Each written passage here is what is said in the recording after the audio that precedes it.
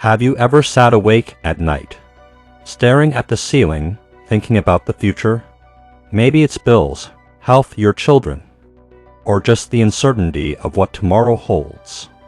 Let's be honest, sometimes the future feels like this giant, messy puzzle, and we're holding a single piece wondering where in the world it fits. But here's the good news: when you face the future with God, you're not holding that puzzle piece alone. God sees the whole picture, beginning to end.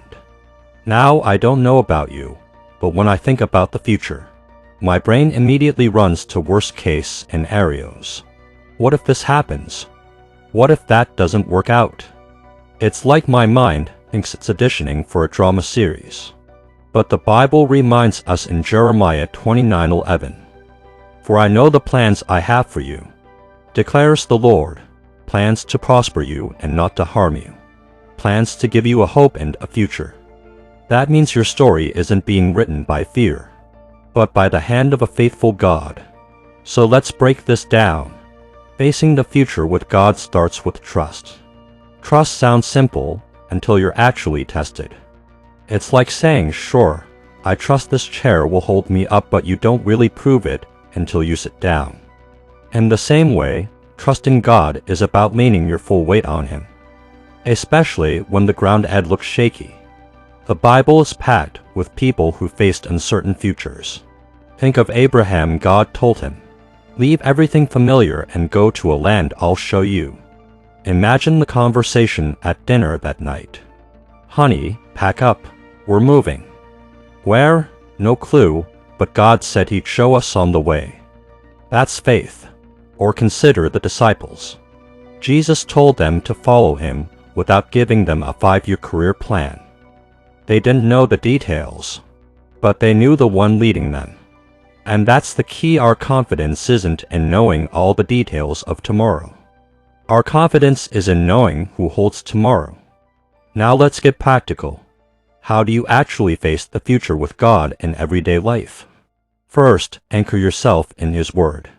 The Bible is like a compass in the wilderness. It doesn't change, no matter how lost you feel.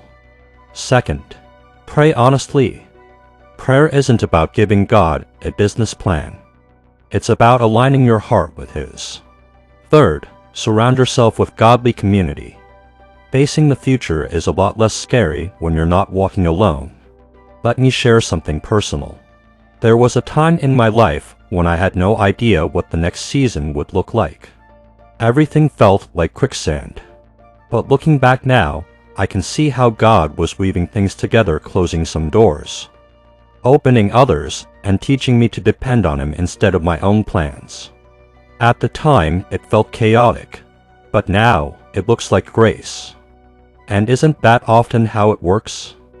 God doesn't always show us the whole map, but He gives us just enough light for the next step. Psalm 119:105 says, "Your word is a lamp to my feet and a light to my path." Notice it doesn't say a floodlight for the entire highway, just a lamp for the next step. So, when you think about the future, instead of spiraling into worry, remember this: God is already there. He's not pacing heaven wondering how things will play out. He's the Alpha and the Omega, the beginning and the end. Let me leave you with this: facing the future with God isn't about having no fear. It's about knowing where to take that fear. It's about trading anxiety for assurance, panic for peace, and uncertainty for unshakable hope. If this encouraged you today, make sure to subscribe so you don't miss future videos like this. And hey, if you want to go even deeper, check out the video I've linked on trusting God's plan. I promise it will strengthen your faith even more. Remember this: your future may feel unknown, but it is never uncertain because it's safe in the hands of God.